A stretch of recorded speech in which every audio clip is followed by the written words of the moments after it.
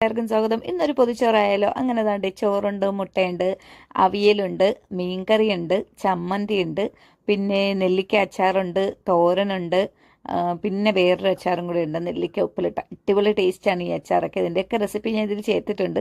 ഇതിലുള്ള ഏതാണ്ട് എല്ലാ റെസിപ്പീസും ഞാൻ വീഡിയോയിൽ അപ്ലോഡ് ചെയ്തതാണ്. അപ്പോൾ കഴുകി വൃത്തിയാക്കിയ വാഴയില. അപ്പോൾ വാഴയില 2-3 പീസായിരിക്കുന്നതെന്ന് നോക്കണ്ട, ചെറുതായിട്ട് കയറിയിട്ടൊക്കെ ഉണ്ട്. അപ്പുറത്തെ വിളയിൽ നിന്ന് എടുത്തതാണ്. അപ്പോൾ നമ്മളിവിടെ വാഴയൊന്നും ഇല്ലാത്തതുകൊണ്ട് തൊട്ടടുത്തുനിന്ന് എടുത്തതാണ്.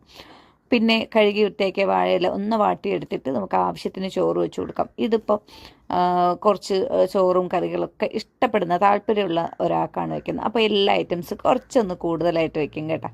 അപ്പോൾ അതാണ്ട് ഇതിപ്പോൾ ഈ അവിയൽ ചക്ക അവിയലാണ്. അപ്പോൾ അത് വെച്ച് കൊടുത്തു. ഇനി ചമ്മന്തി വെച്ച് കൊടുത്തു. പിന്നെ ഇത് വെച്ചിരിക്കുന്നത് ക്യാരറ്റ് വെണ്ടയ്ക്ക തോരനാണ്.